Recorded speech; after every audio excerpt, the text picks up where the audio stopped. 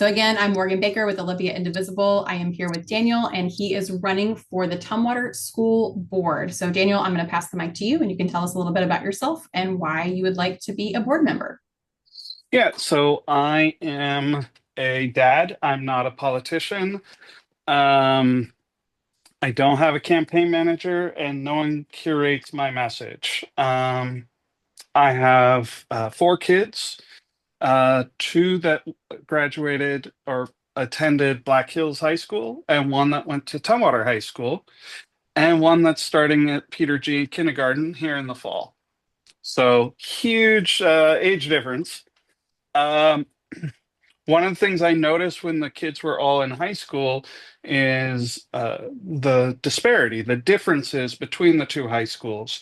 How it seemed like one was a little more well-oiled and efficient, had lots of programs and lots of support, and seemed like a total high school experience, and the other looked like they were just constantly playing catch up.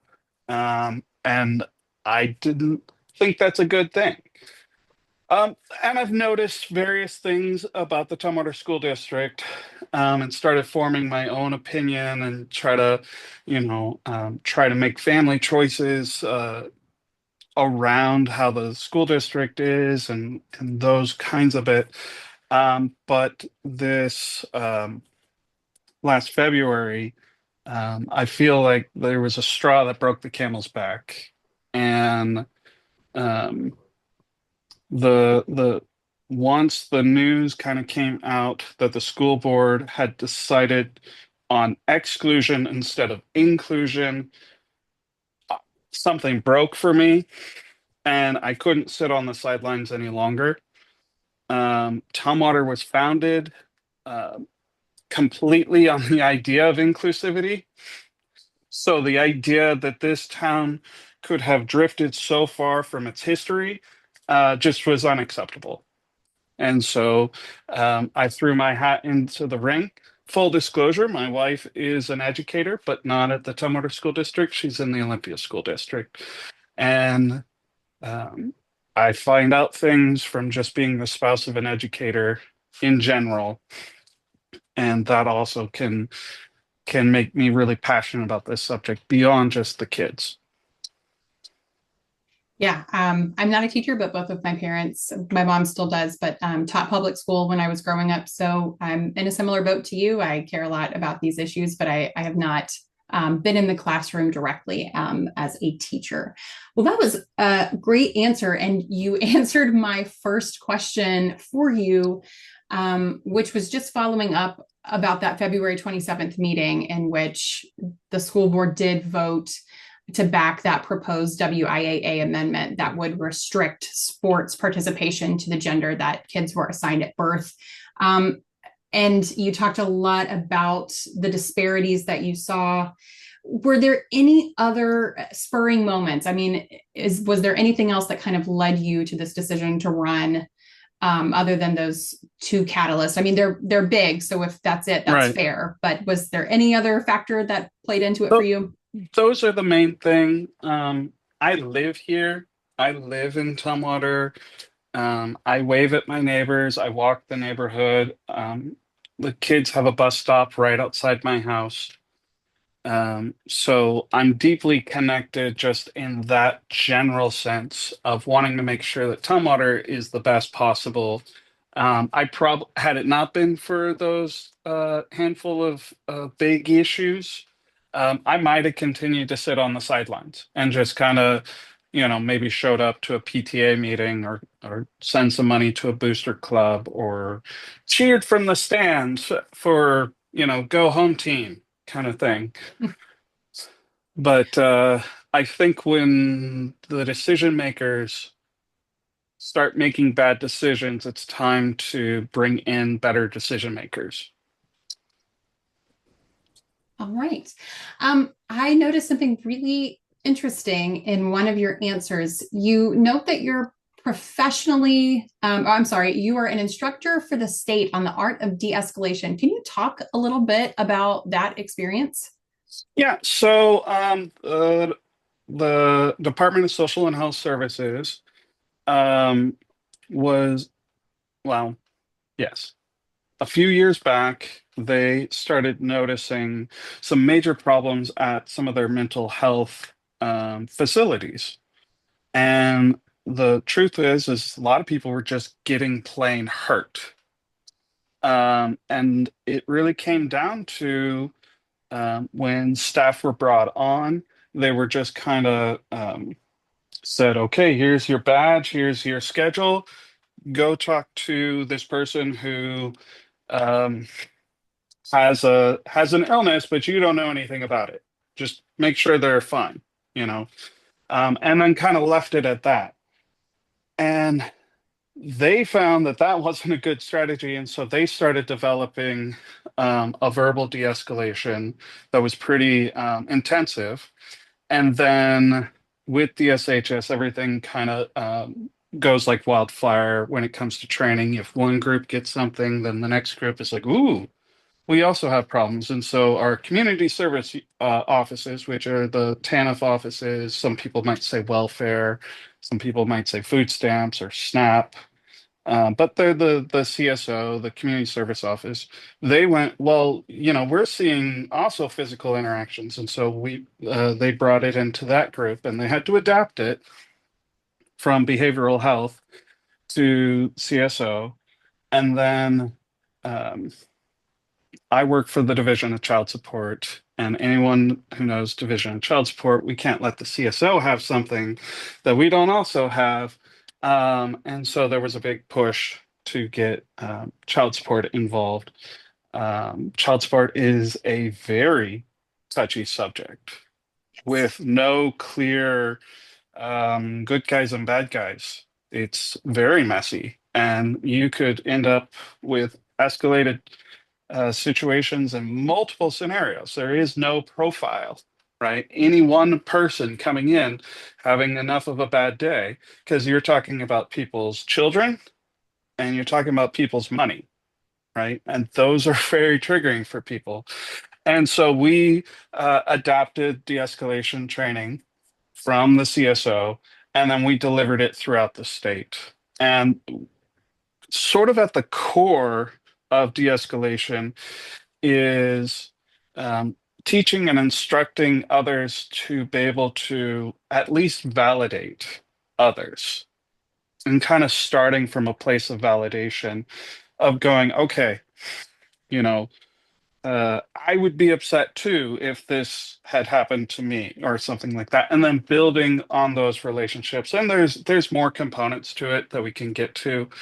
Um, but ultimately, the idea is to kind of get the temperature down to a progressive level to where you can actually do something, as opposed to just continually um, you know have an impasse when it comes to a particular issue, which is again I think something that might be useful at this time when um, that particular issue seems to be at an impasse for a lot of parents. There are a number of parents who believe in inclusivity and are very strict and strenuous and say, you know what, inclusivity no matter what, and let's get that going, you know. And then there's other parents that are like, I'm generally okay with inclusivity, but I'm really uncomfortable in this subject, and you keep dismissing my concerns, you know? Um, and so it's very easy for these two different groups to really be at an impasse. Ultimately, I think inclusivity, period, but we need to hear what are the concerns, right? We need to address those concerns. We need to find um, how we can keep our schools safe for minorities, how to show support towards the whole student, while at the same time uh, making sure uh,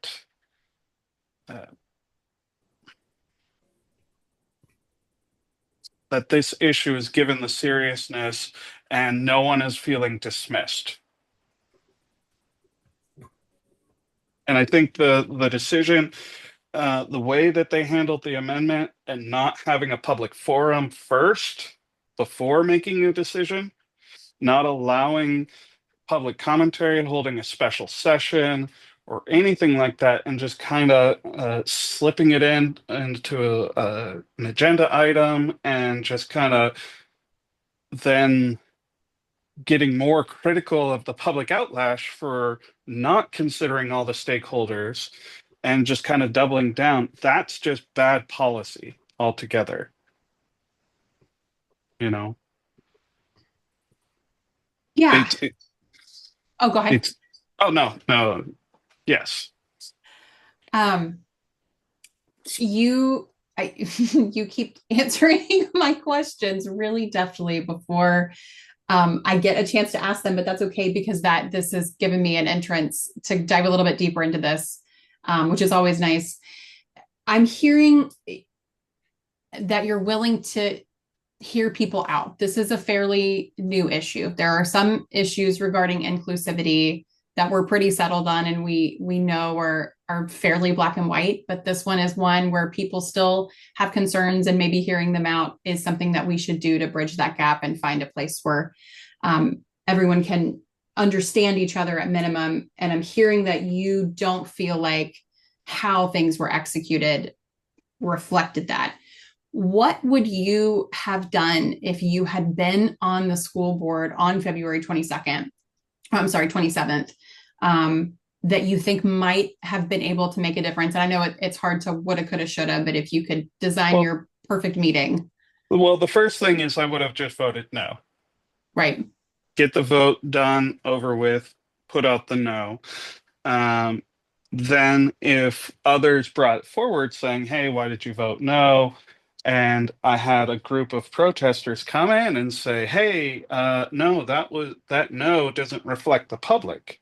Then I would respond to the public and maybe schedule a special session, right? Like I think I think the board started with shooting from what their own experience is, and they made their voice based on that, right? And that's what board members generally you would kind of expect to do. They're, not career politicians, they're parents generally or teachers, and they, are going to make a vote or a decision that may be good, it may be bad, right? But they're going to vote from their own standpoint first. The question really comes is after you've made that choice and after the public has expressed themselves, what do you do with that?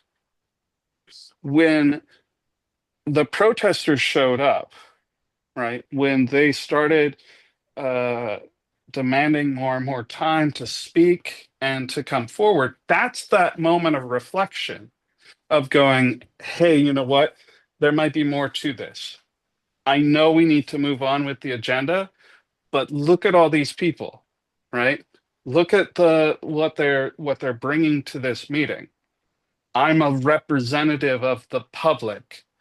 The public is here. Let's make space for that. Let's reevaluate that decision, right? And see if there's anything that we can do. And that's what I would have liked to seen the board do. Clearly, for me, it would have been nice for them to just vote inclusivity at the beginning, right? But it's understandable if they didn't, right? Not everyone has even met someone that is transgender. It is a very small population. We're talking about 10 students out of 250,000 in the state of Washington. So it is completely understandable that these are issues that may not be something that your common parent ever experienced too. Um,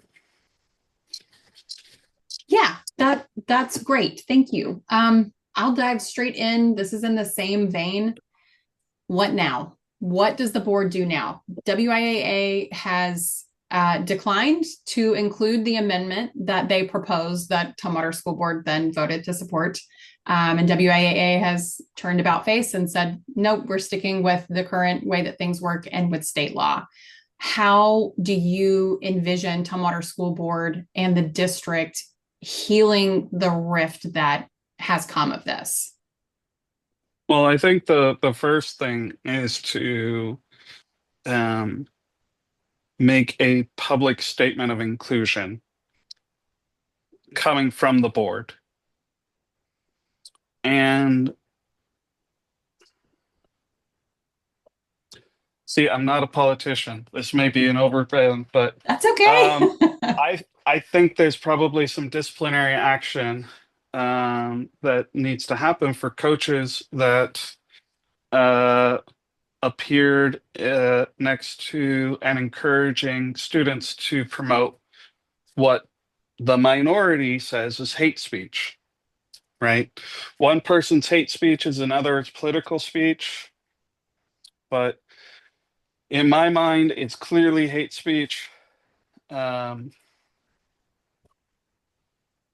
I'm speaking specifically about the t-shirts at the state track, I saw. where Yeah. the t-shirts said, keep women's sports female, Yeah. which on the surface, if you're not super involved into communities and know anything about different groups or anything, that actually kind of sounds benign.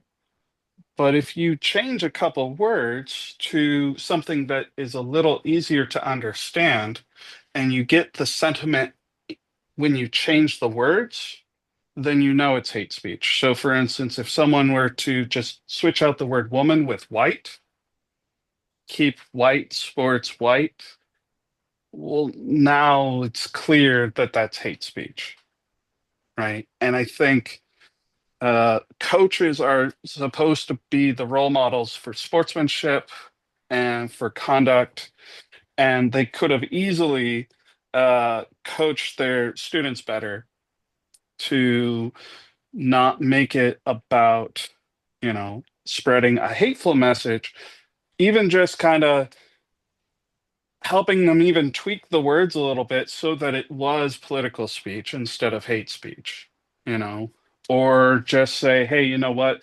We're at a podium here. We're all being celebrated. We need to put school first, school uniform, right? I know a lot of people have countered though and said, well, what if it's Black Lives Matter?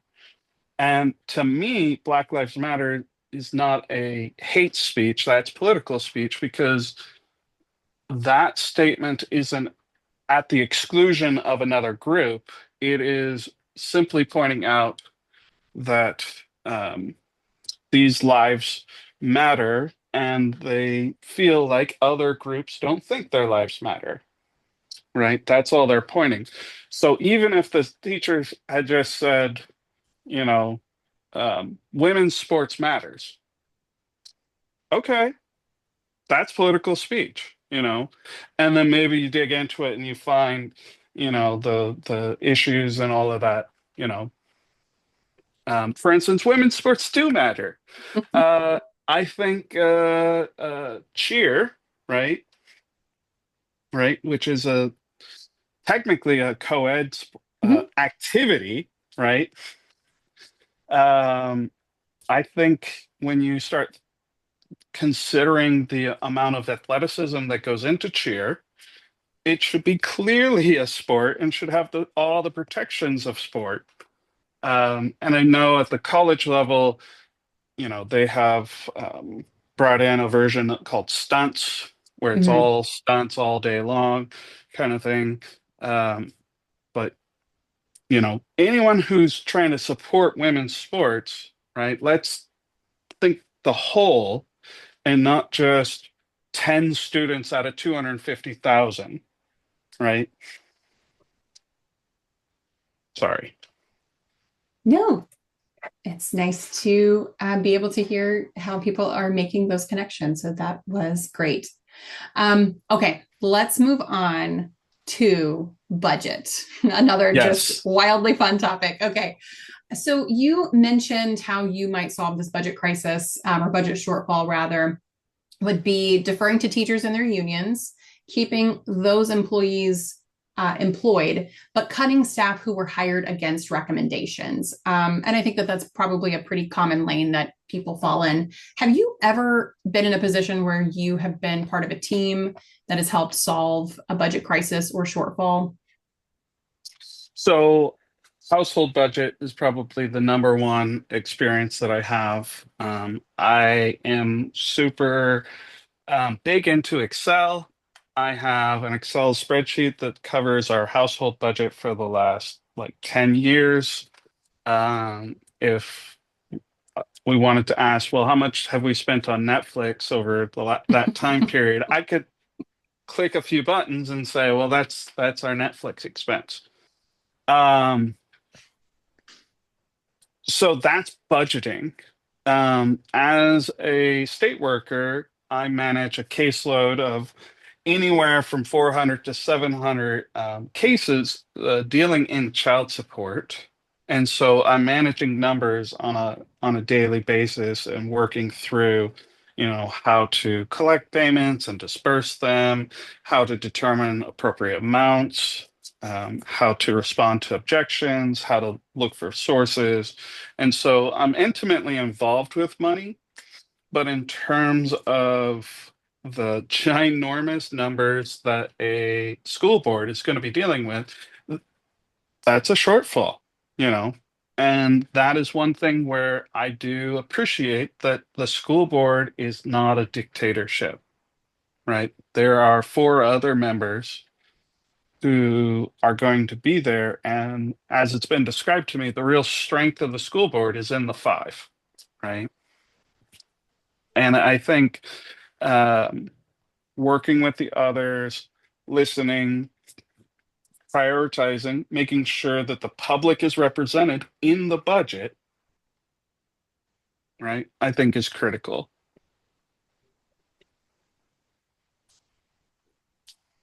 Okay, that's great.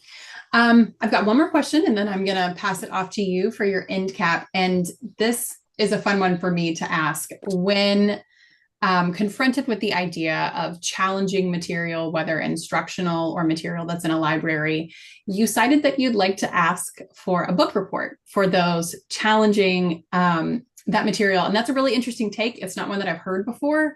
And I'd really like to hear how you would anticipate this playing out as a requirement. If you said, okay, well, if you want to challenge To Kill a Mockingbird, give me a report on it. Well, so ultimately, one of the downsides is we now have a thing called Chat GPT.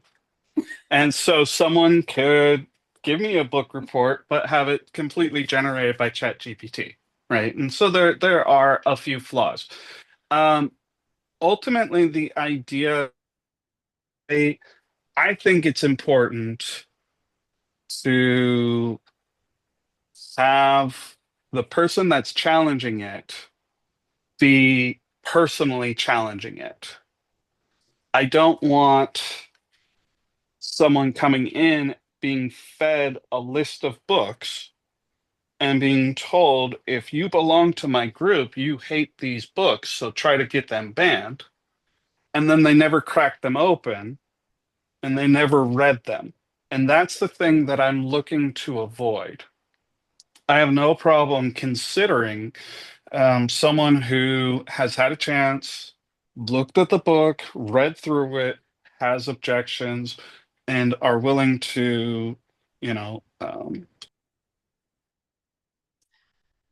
Oh, no. Is it me? Oh, no. that was fun. I know everybody went away except for me. I'm Just back. I'm that's okay. I got to your point about making sure that people have actually individually read it and it's not like a group think of if you're in this group or club or association, then you automatically hate this book and it Yeah, needs to be banned. Right. because the surprising thing is I think um, anecdotally, I have heard someone challenge a particular book or a list of books, and then later, when I actually talked to a librarian and the librarian shared that book, they're like, that's not what I thought it was. This is actually really good. No, they need to read this, you know. So I think I th- well, I think book banning and book burning and censorship is a terrible thing in general. At the same time, there's going to be objections that can be completely reasonable, but we should be approaching material from a standpoint of we'd like to include it. Give us a reason why not to, right? And sort of like a presumed innocent until proven guilty. Let's put these books on trial, you know. Just because The Fault in Our Stars has a not very explicit sex scene between teenagers in it, that should be banned? No? Yeah. I, I mean, yeah, that now that being said, the first chapter of the book Wicked, no thank you. Not at the middle school level. I saw that on a shelf and I pointed it out to someone and they're like, "Oh my goodness. I did not know that was in there." Yeah, no, the play is and movie is completely different than the book Yes. and I totally get wanting to pull that off of shelves, at least at certain levels, and making it, a little more. And Right. if someone gave me a book report on that, I'm sure they would probably point out that first chapter. I DNF'd that book in my junior year AP class, and my teacher said, I told you so. She knew that I would not like it. Um, that is, I mean, my mom is an ELA teacher. She would be head over heels for the idea of making people write a book report. So I had to ask about it. Okay, this wraps my questions. I mean, you really succinctly and preemptively answered a lot of what I wanted to follow up on. So that was great. Thank you so much. And now I'll just give you a chance to plug any information about your campaign where people can find out more about you or get in touch with you. So the number one thing is I try to live my values. And one of my values is I think money should be out of politics. Um, I know that in some areas of the government and campaigns that may be a pipe dream, right? To really truly get money out of politics. But this is a local position that is basically non-paying, right? A volunteer position. So I am committed to not accepting any money from any group at all or spending money on a bunch of throwaway yard signs or leaflets or mailers or anything like that. I'm trying to run a word of mouth campaign solely. Um, I have been told that's not wise. That's not how you win campaigns.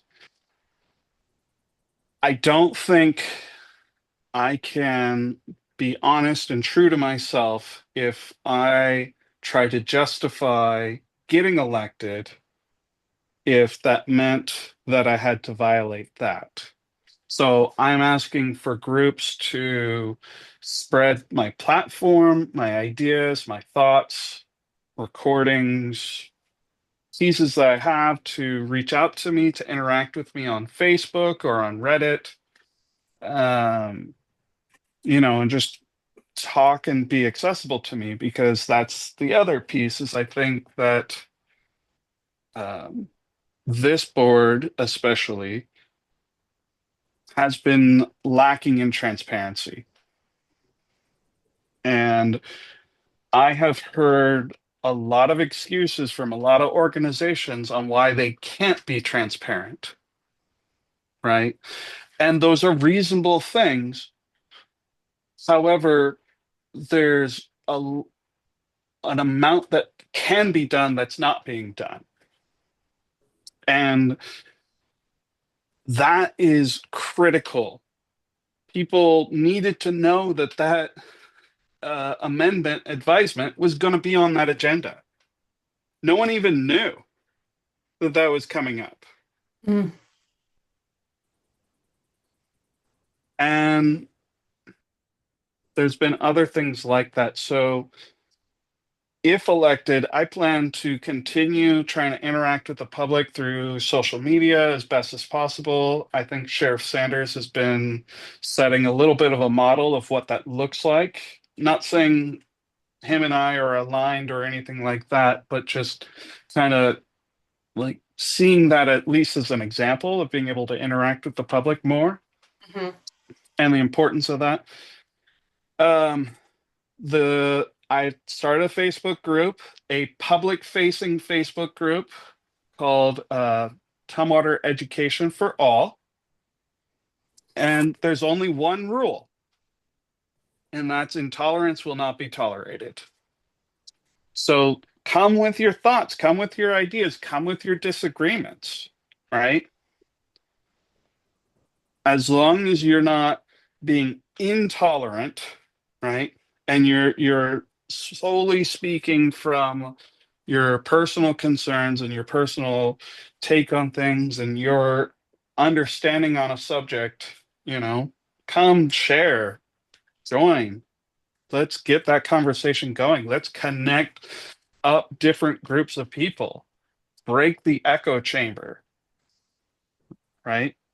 I think that's one of the struggles in modern day is a lot of us kind of naturally surround ourselves with the same ideas because it's easier to be around people who share similar ideas.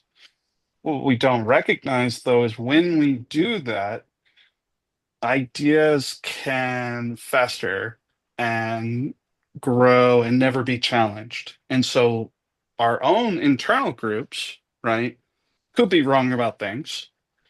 And other groups may end up fostering ideas that are really wrong, right? And if no one's challenging between different groups or different ideas, they're just going to continue to fester and get worse and more divisive, right? So let's break those echo chambers as best as possible. Um, and then accountability.